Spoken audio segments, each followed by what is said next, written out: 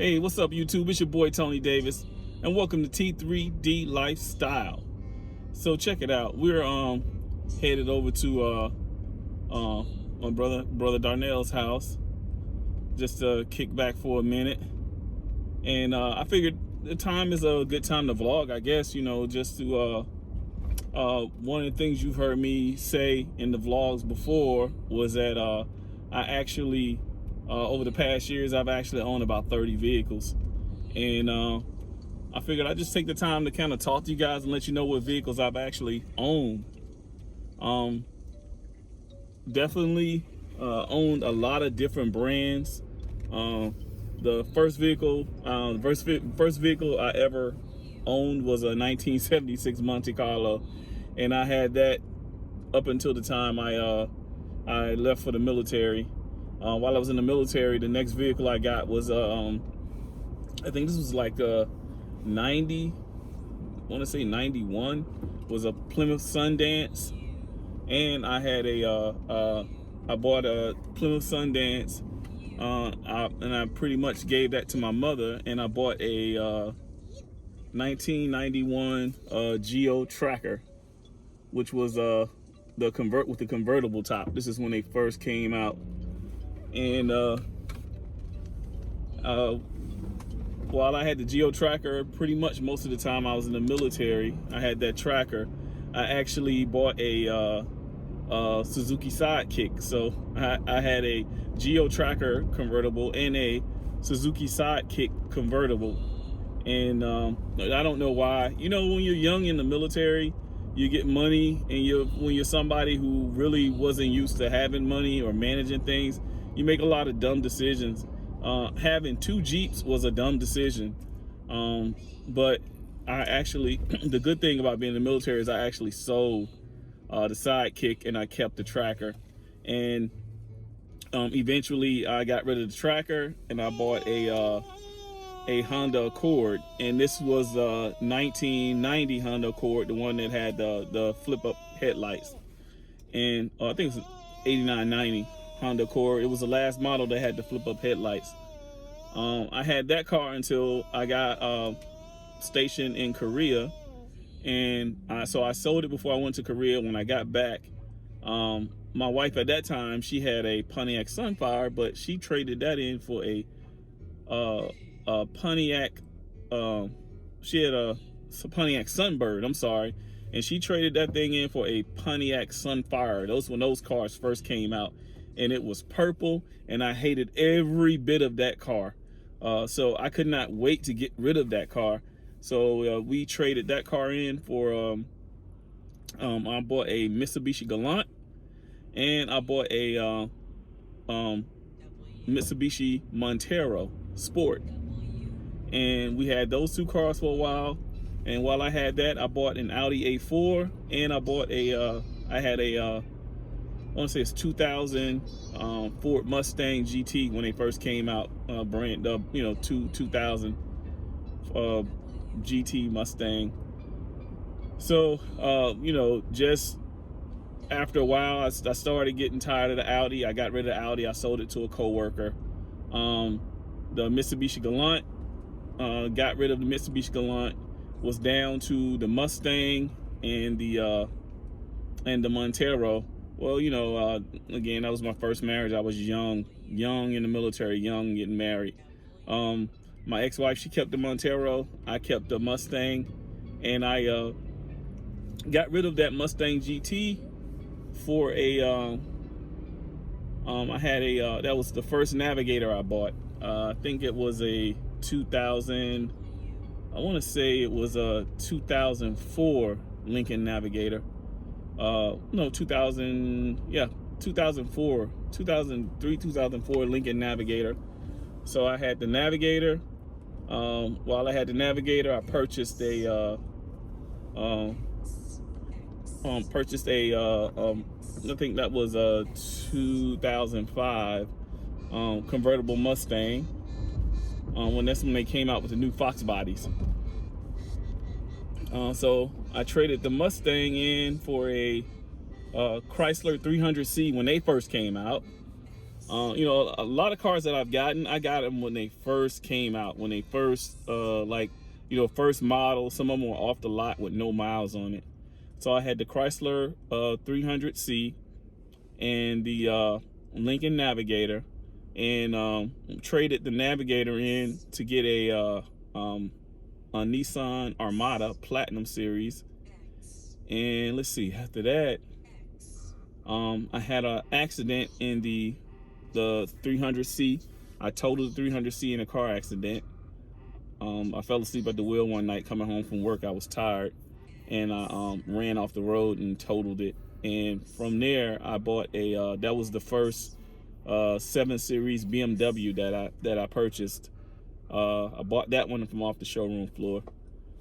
So let's see, I had I think this was around 2006, I think it was. So I had the 7 Series BMW, had the Nissan Armada Platinum, and I bought a Infiniti M45. So I kept the M45. I had an accident in the 745 I bought. It was totaled. I hit a deer in the mountains. I was living up in the mountains, and I hit a deer. So that car was totaled. And I had the Armada. So after the 745 was totaled, I tried to go back to the same dealership and get the same deal I got the first time, but I couldn't. So I bought a 328 Xi BMW, and during that time frame, me and the lady I was with, me and my ex, we split up, and that's when I was saying I went from a 10,000 square foot house to a 650 square foot condo. And I had my BMW 328 Xi, and I had the Infiniti M45. So I gave the M45 to my mom, and then I traded the 328 Xi in for another Navigator. By this time, I think it was the 2006, 2007 Lincoln Navigator. And I kept that Navigator for a while. But when I was decided to move from the DC area down here to South Carolina, I sold the Navigator outright, and that's when I bought an Audi A6. And I had the Audi A6, and I bought I had the Audi A6, and I bought a BMW 550i, because I pretty much out of a lot of cars I've had, I love the BMW. So I had the Audi A6, I had the BMW 550, and I went out and bought another 750, BMW 750. So I had a 7 Series, a 5 Series, and an Audi A6 all at once. The 750, I ended up selling that to a military person. The 550, I sold that, and I stayed with my Audi A6. And I pretty much stayed with the Audi A6 for about, I want to say about 4 or 5 years. I just kept that one car because I was downsized, and this was during the time I was telling you guys I, wasn't making that much money like I was before. So I had to, thank God I was able to sell the cars that I did sell. And I had the Audi A6. And I take it back to that was the second Audi A6. I forgot at the same time that I had the Lincoln Navigator and the M45, I had a white Audi A6 as well. So this was my second A6. I drove that A6, man, from 60,000 miles to 228,000 miles. Got rid of it, and got an Infiniti M37X. Had the M37X, and I got rid of that to get the black Jaguar. And me and my wife had gotten, at the time, we got the white Jaguar. And let's see, from there, the white Jaguar, the black Jaguar, then it's the Kia. I got the Kia, and then I bought this truck. Now, I had so many vehicles, y'all. The vehicles that I'm missing in between was, at the same time, when I was living in Columbia, South Carolina, I had a 7 Series, I had a 750, I had a 550, I had a E350 Mercedes-Benz, and I had the A6 all at one time. I had four Europeans all at one time, and you know, I got rid of them. I got rid of them and just kept the A6, because out of all of those vehicles, the 550, I bought it used, and it started having throttle body issues, throttle body sensor issues. So I got rid of it quick before it would cost me any money. The 750, I sold that. The the E350, I sold that, and I just kept my Audi, because the Audi was pretty much the most dependable car, and I had no choice but to downsize, to be honest with you. So I think that's about all the vehicles I own. I think the only thing I'm missing, I forgot at the same time, I had the Mitsubishi Galant, the Mitsubishi Montero Sport. I also had I bought another tracker, a Geo Tracker, a 4-door. And for the most part, probably until about 5 or 6 years ago, maybe 6 years ago, when I decided to stay with my Audi, and that was it. I stopped putting sound system in cars, man. I used to, I was the type of guy, you know, I'm born and raised Birmingham, Alabama. You know, the South, you know what the South is all about. The South is all about having that thump in your trunk, having that, you know, beating down the block. So all the vehicles I mentioned up to the Audi A6, the last one I had, I pretty much tore everything out of it, installed, you know, rims on them. I put rims on them. I put sub boxes in the trunks, and you know, I completely redid the head units in a lot of them, and I did that stuff myself. You know, when I was in the military, I went to school I went to school, pretty much it was like double E school, which is the electronic engineering school. So I was able to do a lot of wiring and stuff like that myself. You know, I did that. That was a hustle I had for a long time, was installing car alarms, installing sound systems in people's cars. And I didn't do the nut job of it. I did a professional job. I didn't do no amateur BS type stuff. I actually, you know, what surprised people about me is I would take seats out.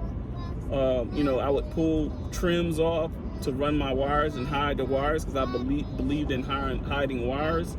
And I soundproofed a lot of stuff. You know, I used to use that back in the day.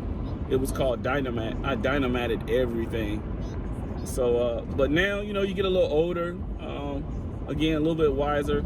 You tend not to want to mess with your head units, and tend not to want to put huge boxes in your trunk. I am going to upgrade the sound in my wife's Jag, because that thing sounds horrible. The sound system in this truck, nice. Lexus did a nice job. Has plenty of bass. You know, the highs are there. Every mids, everything is there. And that Kia. That Kia has 2 subs under the, each seat has a subwoofer under it. So the sound system in that Kia is definitely top notch. So I'm not really into putting sound in. I may do it just for the sake of like just I may do it for some YouTube content. I don't know. But for right now, I'm gonna upgrade the sound in that Jag. I'm not touching that Kia. I'm not putting no sound, nothing else in that Kia. But I may throw a nice little box in the back of this truck. I don't know just yet. But hey, those are some of the vehicles that I actually own over the years. I think I'm more than sure that I'm missing a few of them, because I had so many. I know I'm missing a few of them, so I apologize. You know, again, I've always preached for my channel. There's no cap, man. There's no cap. There's no front. There's no putting on. There's no brag. Nothing like that. Trading cars like that, trading cars like I did, it was the stupidest thing I could have done, because, you know, obviously there's no value in cars, and to take a car and trade it in, and then take that car and trade it in, and take that car and trade it in. I mean, I probably, you know, when I probably at some of the cars I had, I was still paying for 3 cars back. So it was the dumbest thing I could have did. Obviously, I don't do that now. I know how to move and from trading a car. You know, I know how to trade if I decide to trade. But a couple of those cars I did own. The ones I sold outright, I did own them. But for the most part, I traded a lot of cars, man. And it wasn't worth it. It wasn't worth it just to say that I did it. It really wasn't. If I had to do it all over again, I wouldn't have done that. But what it did do is it gave me a pretty much a wealth of knowledge in different brands, such as Mercedes and Audis and BMW, and you know, the Lincolns and the Fords and the Chryslers I had. It gave me a pretty bit of knowledge in those. So I think I could actually be a good used car salesman. But you know, hey man, we are going to do some big things this year once this house is out of the way. And as always, you know, I want you guys to be there with me when it happens. I want to bring you guys along with me when it happens. So stay tuned.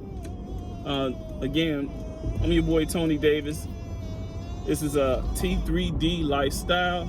And as always, build a better you, invest in yourself, and see the dream and make it happen. I'll see you guys later.